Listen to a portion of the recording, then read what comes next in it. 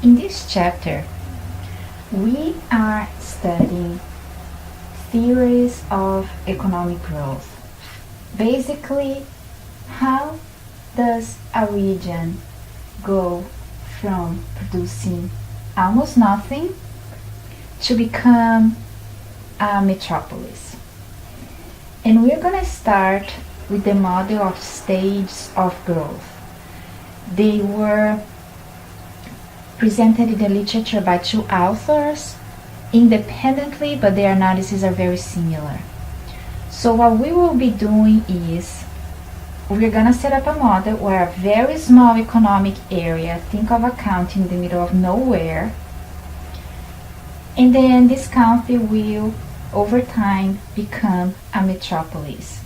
How does that happen? Well, according to this model, it happens in stages. In the first stage, all the area does is to export a few products. Remember, in the beginning, we're talking about a very small area. Almost anybody lives there.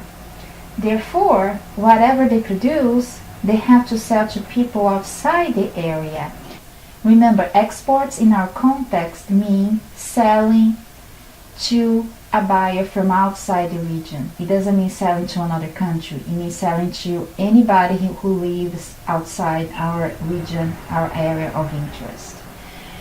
And again, because the area is so small, most of the economic activity in the area will be exported. In stage 2, agglomeration economies will start kicking in. And that's what we studied in the previous chapter. For instance, forward and backward linkages. Consider the case of a firm, of a manufacturing firm that produces bicycles. And let's say it's almost the only firm in that region is a small firm. Well, this firm will eventually attract a backward linkage, for instance, a producer of tires. So now, instead of buying tires from outside the region or instead of importing tires, the firm, the bicycle producer, will buy from the local producer of tires. Say that people in the region get proud of their bicycles and then more people ride bicycles in the city. Well, a guy may set up a firm that fixes bicycles now. That's a forward linkage. Fixes bicycles. So people in the region, they are riding their bikes. When the bike breaks, they can take it to the place. So a backward linkage would be the producer of tires. A forward linkage would be the guy that fixes the bicycles. So basically that first big firm attracted those linkages. This is called agglomeration economies, remember, because those firms have incentive to be in the same space. That's what agglomeration economies are. This incentive to be located in the same space. In stage 3, we can see import substitution.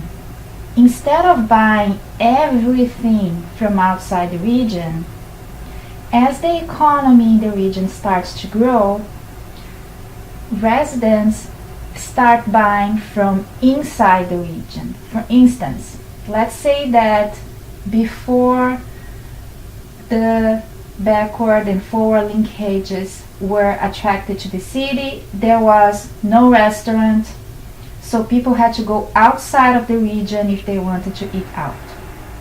But now that we have 3 firms instead of 1, the bicycle producer, the tire producer, and the guy that fixes bikes, the level of employment in the city is larger. People have more money to go to restaurants, so somebody may have the idea to set up a local restaurant. So that's what import substitution is. Now that people, instead of going outside of the region to dine, they can go and eat out inside the region. The import was substituted by a local producer. That starts happening all over the economy as the economy starts growing. And notice that it's a growth in itself, right? A new restaurant not only happened because the economy was growing, but it also contributes to the growing of the economy because it's also a new firm. So the number of businesses starts to increase. We are not only talking about forward and backward linkages, we're talking about localization economies such as specialized labor pool, specialized machinery. Now the people in the region, many of them are educated, are trained in the production of bicycles. So if another bicycle firm, if another bicycle producer is looking for a location, they may consider there because there's already a labor pool there. Specialized machinery, imitation, modification, and innovation. If there are now two producers of bicycles, they may imitate each other and they themselves get more productive because of that. We also talked about urbanization economies, roads, sewage, infrastructure, etc. And putting all these theories together, we have what is called in literature nowadays cluster economies. So now the agglomeration economies or the cluster economies, they can be full-fledged. That's when the region is developed.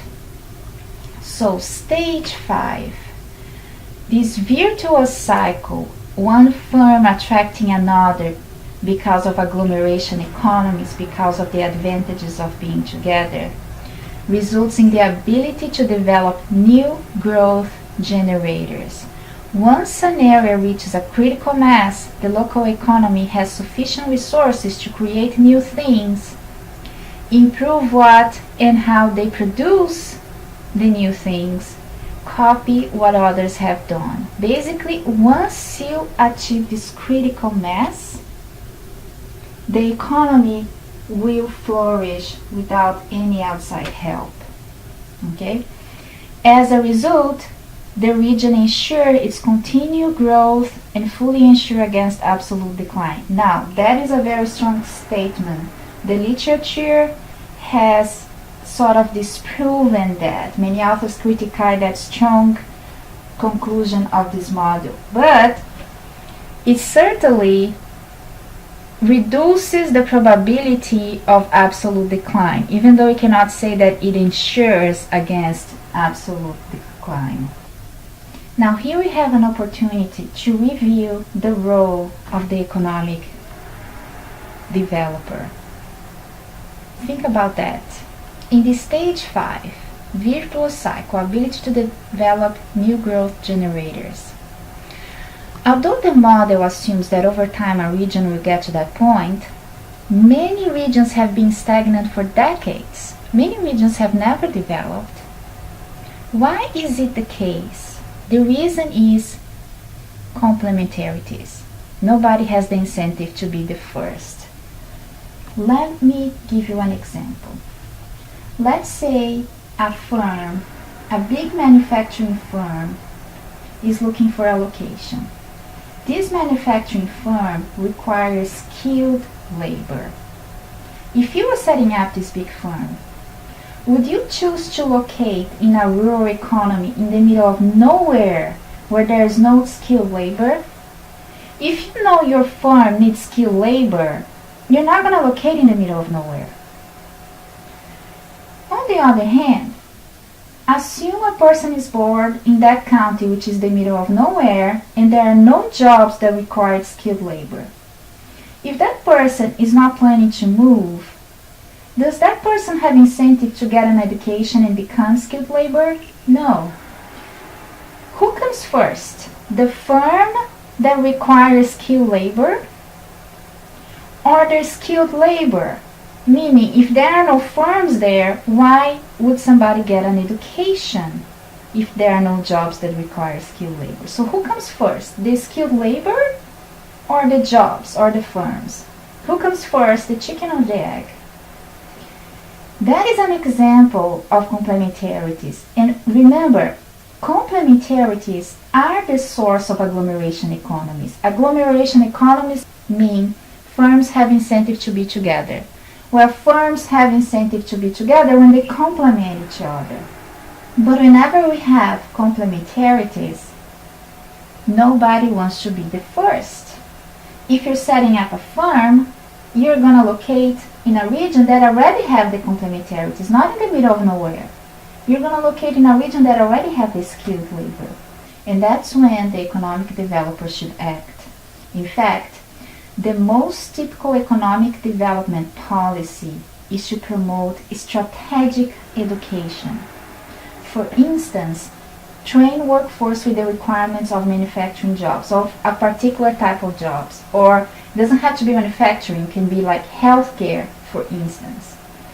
You train the workforce instead of waiting for the market so that people will have incentive to get an education. What you do is you train the people in that region.